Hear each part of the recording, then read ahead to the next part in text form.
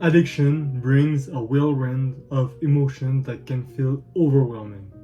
In this video, I'll break down common emotions linked to addiction, how they influence your behavior, and offer strategies in processing and expressing them in an healthy way, setting you on a path to long-term emotional healing. But right before all of that, who am I? My name is Wesley, and my big mission right now is to help prevent 1,000 men from getting to suicidal thoughts, literally killing themselves because of porn addiction. These are my type of videos, and if that interests you, make sure you subscribe. Also, are you not feeling like nothing is enjoyable anymore? You find yourself canceling plans, canceling dates, and trying to prevent yourself from going out of your house. You want to stay in your house and you want to be alone. You find yourself not wanting to do social activities and just staying by yourself, doing your own things your own way. If that's your case, you might be interested by the first link down in the description. This concerns your porn addiction. On that, let's continue directly with the video. Before actually helping you with your emotions, you have to first understand what are these emotions and what emotion are you actually living with. I'll start with the most common. So all of the time what I see in other people are guilt, shame, anger, sadness. These are like the four big emotions, and this can often lead to loneliness, depression, and other big emotions that are really not good for you. Before actually helping with this emotion, you have to first recognize what emotion are you feeling. When you finally identify your emotion, you can now proceed with the step of healing yourself. How does this emotion actually affect yourself? Guilt and shame can lead to secrecy and withdrawal, whereas anger might cause you to lash out or make impulsive decisions. And if you're in this type of business right now, you're trying to create your business, you might have a lot of decision to make. You have to choose between this type of people or this type of people. You have to choose who are you going to create this business with. Are you going to do it alone, or are you going to take someone with you? Where are you going to get your resources, your money? Are you going to ask the bank for maybe like renting some money? Or are you going to ask maybe your parents about it? And you have many more decisions to take.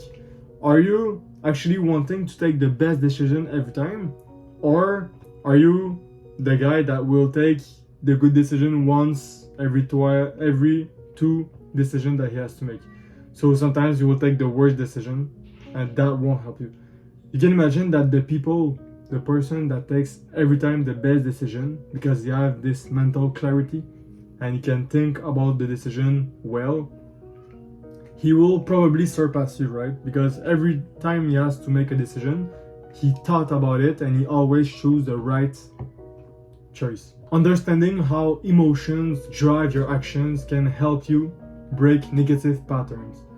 And once you understand all of them, that's when you can actually try to heal from that and finally heal from your porn addiction. I will give you tips that I actually give to my clients usually. And I will start by saying to journal. Journaling is the biggest thing that you can do for your emotions and actually help you regulate those emotions and manage them. Stress, anxiety, all these type of emotions, you just have to write on a piece of paper, and this will prevent yourself from thinking about it over and over, and your brain will kind of forget about it. Because the point of your brain actually remembering you every day that you have guilt, you have shame because of porn addiction, is because for him it's important and he don't want you to forget about it. And the fact that you're fapping every day helps him kind of remembering it, right? But if every day you journal about it and you express how you feel on the paper, your mind will be more at ease because now he knows that he have a place where it's written, so he doesn't need to keep on remembering himself about it. you wrote it on a piece of paper. So now, if he really wants to think about that, he just needs to open the book and read the piece of paper where you wrote that. By doing this a lot, it's kind of you opening yourself to someone else. But it's not to someone else, it's to yourself on a piece of paper. But it has the same impact on your brain.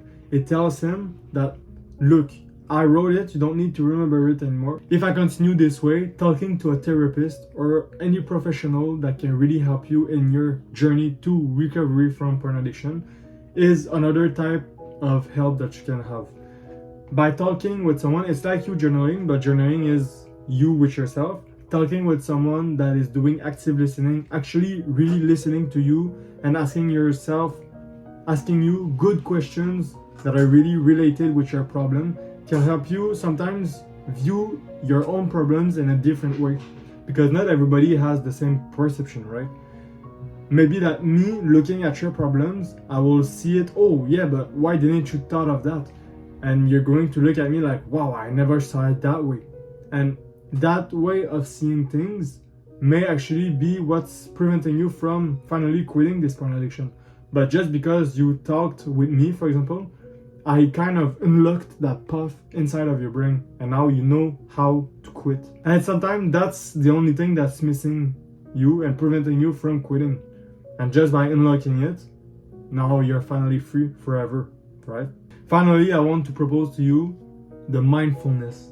Mindfulness is meditation, and by doing that, you're kind of seeing yourself in this third person view, and it's way more easier for you to actually manage all your stress and all these emotions because you're so calm and so relaxed after doing this meditation time of your day that it permits you to actually face your emotions head on. And that's the point of these 3 strategies that I just talked about, is that a lot of the time people, what they do is that they hide it and they try to not think about it, and they hide it, but at a certain time it will actually explode, and when it explodes, now is not the time to actually heal, right? You will kind of do a burnout and other type of situation that happens when you don't manage well your emotions.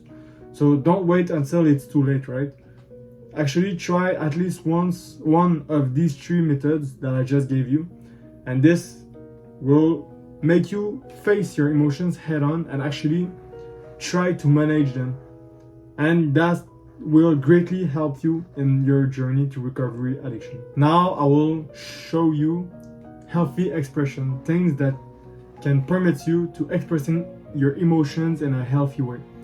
And this could be talking with someone. As I just said, one of the 3 things that I just gave you was to talk about it with someone. That's a good way to healthy expressing your emotions, but there's other ways as well, right? You can be engaging in creative activities such as maybe drawing on a paper, maybe doing painting, things like that. This is maybe even creating music, right? These type of creative things can help you express your feelings. I see that a lot when I watch people dance, right? There's people that dance and you can feel the emotions that they're kind of living. Sometimes they're sad, and that you can see it in their dance, that they're sad, and like the movement that they choose to do and everything. Like dance, creativity for art and music, these are the big 3 that I think about right now, and these are all ways that you can express your feelings in a healthy way. The last thing that I want to mention is when you're doing physical exercises such as gym. When you go to the gym, this helps you really express your feelings in a healthy way. Imagine yourself right now being really mad. You're mad at something, right? I don't know what happened. Something happened today and you're really, really mad about it, and you're having this feeling you want to punch someone, right? Just going to the gym and actually putting yourself on the bench press, putting like 200 on the bench press, taking it out and actually pushing. This anger that you feel, this madness that you feel inside of you, you're going to put it all on lifting weights, and you will see maybe you will hit a new PR, but this helps you regulate your emotions and actually manage them.